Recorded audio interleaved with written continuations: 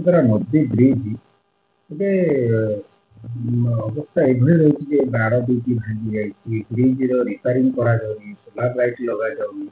ଅନେକ ଲୋକ ସେଇ ରାସ୍ତାରେ ଯିବା ଆସିବା କରୁଛନ୍ତି। ବ୍ରିଜ ଏଭଳି ଅବସ୍ଥା ଅଛି, କେତେବେଳେ ବି ଗଳିଯିବ ତା ବି କହିବ।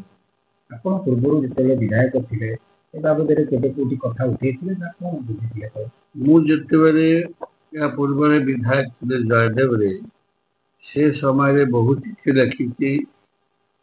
ସେବେକାର ବିଭାଗୀୟ ମନ୍ତ୍ରୀଙ୍କୁ ମଧ୍ୟ କହିଥିଲେ ଯେ ବ୍ରିଜଟା ଅତ୍ୟନ୍ତ ଗୁରୁତ୍ୱପୂର୍ଣ୍ଣ।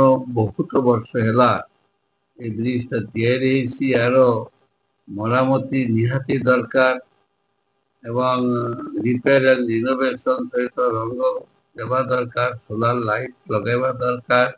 କାରଣ ବନମାଳୀପୁର ସବୁଠୁ ବଡ଼ ବିଜନେସ୍ ସେଣ୍ଟର।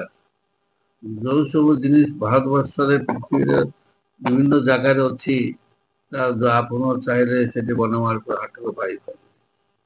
ଏବଂ ତା ସହିତ 98ରୁ ରାସ୍ତା ଯେଉଁ ନୂଆ ଗାଁ ପର୍ଯ୍ୟନ୍ତ ଯାଇଛି ଆରଏନବି ରାସ୍ତା, ଯୋଉଟା ମୁଁ ଶୁଭ ଦେଇଥିଲି, ସେ ରାସ୍ତାର ବି ଯେତିକି ଓସାର ହେବା କଥା ଲୋକମାନେ କହନ୍ତି ସେତିକି ଓସାର କରାଯାଏ ନାହିଁ, କମ୍ ଓସାର ହେଇଛି।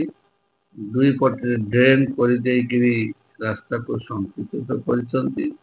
ଏବଂ ସବୁଠୁ ବଡ଼ କଥା ହେଲା ଯେ ବ୍ରିଜ ପାଖରେ ଯାଇକିରି ବ୍ରିଜ ପାଖରୁ ବଜାର ଭିତରେ କିଛି କାମ କରିବେନି ବୋଲି ଶୁଣାଯାଉଛି। କିନ୍ତୁ ମୁଁ କହିବି ବ୍ରିଜକୁ ରିପେୟାର କରିବା ସହିତ ବଜାର ଭିତରେ ୟା ପୂର୍ବରେ ଯେତେବେଳେ ଆରଡି ପାଖରେ ଥିଲା, ସେମାନେ ଆରଡି ନର୍ସରେ ଡ୍ରେନ୍ କାଟିଥିଲେ, ଡ୍ରେନ୍ ବନାଇଥିଲେ। କିନ୍ତୁ ପିଡବ୍ଲ୍ୟୁଡି ନର୍ମ ଅନୁସାରେ ସେ ଡ୍ରେନ୍ ଆହୁରି ଘୁଞ୍ଚିବା ଦରକାର ଏବଂ ଯେଉଁ ସରକାରୀ ଜାଗାକୁ ଯେଉଁମାନେ ବ୍ୟବସାୟୀମାନେ ତାଙ୍କୁ ଦଖଲରେ ରଖିଛନ୍ତି ତାକୁ ସେମାନଙ୍କୁ ଟାଣିବା ଦରକାର ଏବଂ ରାସ୍ତା ବହୁତ ଓସାର ହେବା ଦରକାର ବନମାଳୀପୁର ବଜାର ଭିତରେ। କାରଣ ଏଠି ଲୋକମାନେ ସାଧାରଣ ଦିନରେ ବି ଯିବା ଆସିବା କଷ୍ଟ ହୁଏ, ଏତେ କଞ୍ଜେଷ୍ଟେଡ୍ ରହେ। ତେଣୁ ଜନସାଧାରଣଙ୍କ ଡିମାଣ୍ଡ ଯେ ସେ ବନମାଳୀପୁର ବଜାର ଭିତରେ ରାସ୍ତା ଫୋରଲେନ୍ ହଉ, ଫୋରଲେନ୍ ହେବା ସହିତ ସେ ଯେଉଁ ରାସ୍ତାରେ କୌଣସି ପ୍ରକାର ଜନଗହଳି ନ ହଉ। କୁଶଭଦ୍ରା ନଦୀର ପାଣି ବହୁ ନଥିବା ଯୋଗୁଁ ଯେଉଁ ସିଲ୍ଟିଂ ହେଇଯାଇଛି, ତେଣୁକରି କୁଶଭଦ୍ରା ନଦୀର ପୁନରୁଦ୍ଧାର ଦରକାର। ପୁନରୁଦ୍ଧାର ହେଲା ପରେ ସେଥିରେ ପାଣି ଯଦି ଛଡ଼ାଯାଏ ବହେ, ତାହେଲେ ସେ ଜୀବିତ ହବ। ଏବେ ଦେଖିବାକୁ ଗଲେ କୁଶଭଦ୍ରା ଏକ ପ୍ରକାର ମରିଗଲା ଭଳିଆ ହେଇଛି। ତେଣୁକରି ତାର ଜୀବିତ କରିବାକୁ ହେଲେ ତା ପାଇଁ ସେଠି ଖନନ ଦରକାର, ପୁନରୁଦ୍ଧାର ଦରକାର।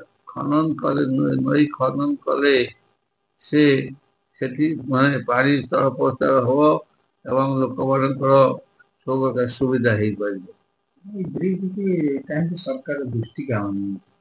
ନାଇଁ, ସେ ବିଷୟରେ ତ ମୁଁ ଚିଠି ଏବେ ଲେଖିବି ଏବଂ ବିଶେଷ ପାର୍ଟିକୁଲାରଲି ମୁଁ ମିନିଷ୍ଟରଙ୍କୁ ପର୍ସନାଲି ଭେଟିବି, ସିଏମକୁ ଭେଟିବି, କହିବି ଏହା ଏକ ଗୁରୁତ୍ୱପୂର୍ଣ୍ଣ ବିଷୟ।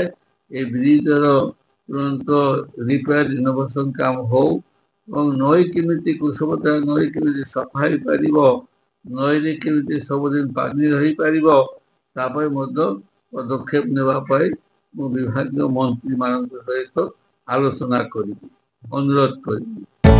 जदि आपंक आम भिडी भल लगा तेब आम चैनल को लाइक, शेयर और सब्सक्राइब करने को जमा भी भूलु नहीं।